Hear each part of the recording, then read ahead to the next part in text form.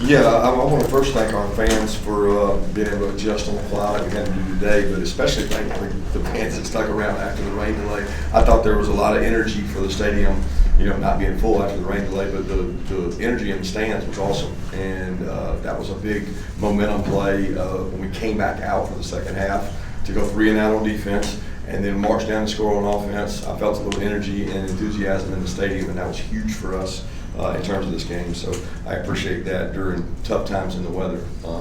Congratulations to Austin Peay. They got a good football team, and for us, it's on to the next. So we'll open it up. What stood out to you about the way Chauncey ran the ball today? Really physical. I thought he got yards after contact. He was running violently. He's got really good power in his lower body. He runs behind his pads. We've noticed that all camp. He's broken a lot of tackles. I thought he had a little more burst and spring in his step today, and he got yards after contact, which is big for us. What about Dwight? Just how he's progressed in 2 weeks. He grows, he gets better. He's continuing to develop, get size and strength. He's got to get a little more size and strength to run behind his pads.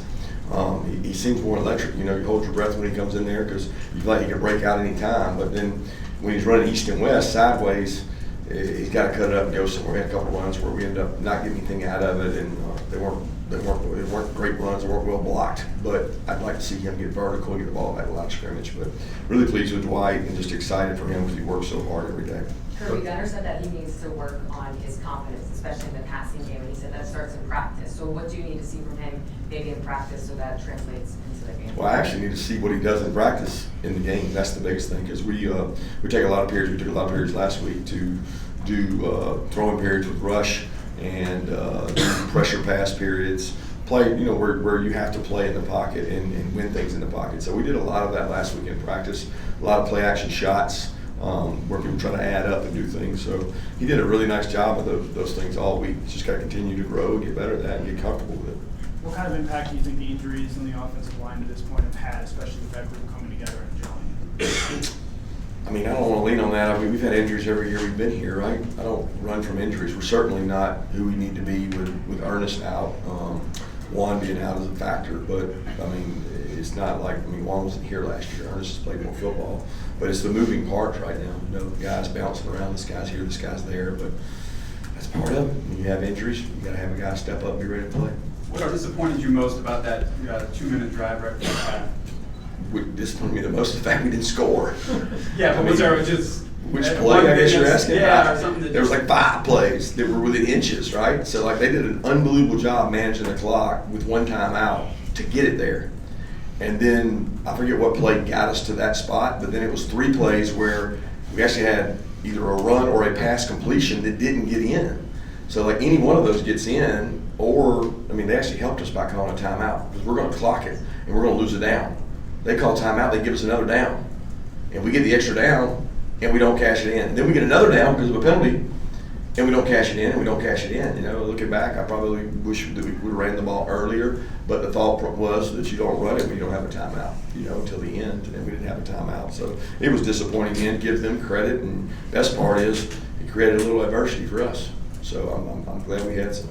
Do you have an update on Ethan Barber's? Yeah, it was a tough ankle injury. I'm not sure. It was a bad deal. I don't know what the prognosis is going to be or how long, but it was a tough one to see right there, especially in the last play of the half.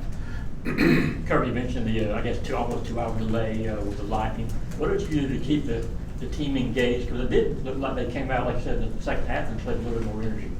Yeah, it probably was more what we didn't do.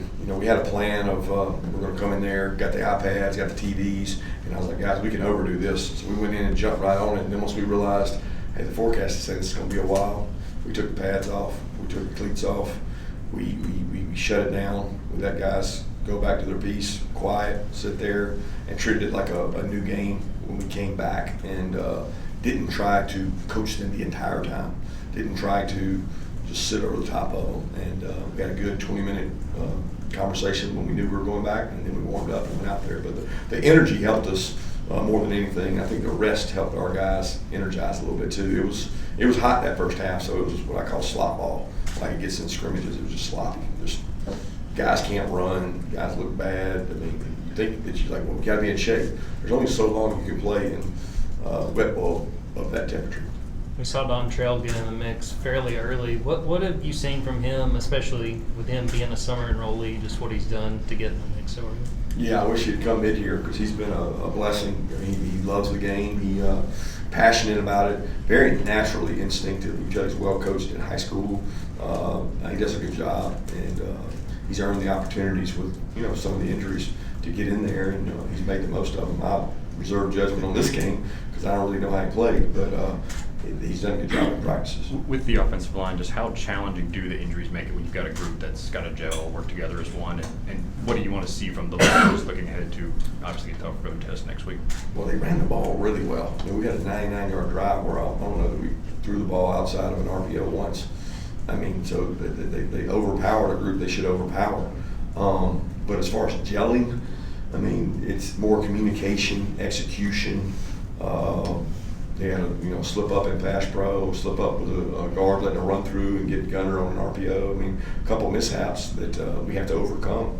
But we got to find ways to be explosive. You got to be able to throw the ball downfield and take shots, and that's probably the toughest thing that I've been most disappointed in. Do you think Gunner is still lacking confidence in terms of taking the shots downfield, or was today anything with Austin Peay's defense particularly? I don't think he does it every day in practice. He does a great job of it. It's more about how people are playing us right now. And there's been 2 weeks in a row that there's just a ton of cushion. I've talked to y'all about it before. I mean, if you want to play like that, you got to take what they give you. And we had some really easy throws, and we call them an extension of the run game. When you play in our league, those aren't there. Nobody's giving you that. So when they don't give you that, then you've got a chance to hit your shot. And it'll be interesting to see as people creep up in our league, are we able to throw it beyond them. How encouraging was it to see Ellis read that hip drill and read it right and then record that first interception? Yeah, it's great. It's good play. I mean, I think it's always a guy's instincts when the ball's in the air. Can you go catch it? It's a great play for him. Given that it was hard not being able to play last week, it felt good to get back out there. Just what you see from him in his first start this season. Had a really big play on the goal line fade to extend that goal line stop. Before they flipped the quarter, he had a really nice play down there. He's playing well. He's a leader. We need him to play well. He plays a lot of times into the boundary, and it's good to have his confidence back out there. How much does that late goal line stand for this defense to help give them confidence, even though they were playing an overmatched opponent today? It helps. I mean, any red zone stop is huge, right? I mean, that was a four-play sequence, I guess, or something like that, where they got down there and they're not in till they're in, is our saying. They're not in until they're in, and we're not going to let anybody in our end zone for free. And the best defense that I've ever been around will not allow you to run the ball in. You have to force people to throw the ball to score, and that's hard to do down there in those tight quarters. Looking at that second quarter, do you feel like at any point Gunner got a little bit rattled or a little bit shaking, kind of pressure or anything like that? No, I mean, if you're talking about the second quarter, there was nothing there. Threw a pass to Zach Branch, Dylan Bell didn't block a guy. Threw a ball to Dylan Bell, and it got tipped at the line. Had a great drive in the second quarter, the 2-minute drive. I mean, he had 2 drops on the plays that he sprinted out and threw a little behind cash, and then a little speed out to a Branch that I don't know if the guy tipped it or not, so I don't know if it was a drop, but those were all good plays by him. So there's nothing in that window that you say is cause for concern or anything. I'm pleased with where he's at. I want him to have confidence in the pocket and make some throws. Is this one of the more challenging scenarios when it comes to coaching it? Moving game up an hour, and then you also had a 2-hour delay in between. Was it more kind of chess pieces? Was it harder? No, we just say be the best at adjusting. We do this every Saturday. We go eat a meal at 10 and practice at 12. So today it was eat a meal at 11:30 and play at 2:30. It was 3 hours instead of 4. I mean, we say all the time that if it changes, we want to be the best at dealing with change. So we have a plan in place. We execute the plan. Everybody has confidence in it. You communicate the plan. You go out and do it. It happens on the battlefield all the time. So you have to do those things. What were your initial thoughts on Brett and his first action since his injury? Yeah, he had the really good pooch. I think that was his pooch. He did a nice job. One of his punts was a little flat. Didn't have the same hang, but he's been putting the ball well in practice, and he felt good enough to go. One of y'all was talking about wanting to see Nate Frazier get the dirty yards. I guess what have your impressions of him been over his first 2 games? Been great. I mean, Nate. I mean, the biggest thing is ball security, right? Like, got to protect the ball, got to be smart with the ball, got to run through contact, see things. But he works his tail off. That's all you can ask. I'm not sit here and criticize and say there's holes sometimes there that he misses, but then other times he runs right through contact, breaks tackles, and he plays with very good effort for us. And I love the way Nate competes and he cares about his teammates, and all those backs, they love doing it by committee. After 2 games to open the season, how ready do you feel like your team is to open up SEC play on the road next week? We'll find out. That's for sure. You know what I mean? It's a different demeanor when you go on the road in the SEC, especially when you have not been on the road. Study the stats on that.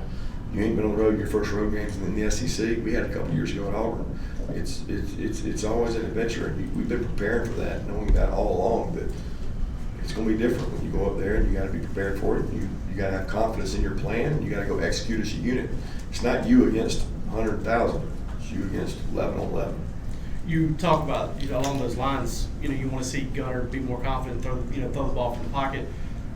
Do you do anything differently, approach anything differently this week to kind of instill that confidence with that challenge you have playing on the road? We do that every week, and I don't question Gunner's confidence in throwing the pocket. He does it every practice. Just want to see him carry it over to the game and play like he does in practice in the game. And a lot of that comes through the protection he gets in front of him. So protect well, and you'll get the completions you need out of it. Colby Young with 7 catches, 76 yards today. One of those coming in the second half. How much does his presence on the outside maybe give Gunner, a primary target to throw the ball to? Yeah, it's great. Again, most of those were short, intermediate RPO type throws, and again, those will change as we play other people. And he's a contested catch guy. He's a big guy. He's a weapon on the perimeter blocking. He's a weapon to tackle. So he's hard to get down on the ground. I'm really proud of his energy and his enthusiasm, the way he leads, and his personality. The team takes on his personality. Coach, you mentioned the pass protection being a little bit weak. What's been going on there the last 2 weeks? A couple blow-throughs last couple games. Well, it's more about run game and play action. When you have a play action, you're accounting for 4 down or 3 down, and then you've got add-ins. And everybody's got to have their eyes in the right spot for add-ins, because you don't always get run-throughs. It's not pressures. It's somebody's trying to stop the run.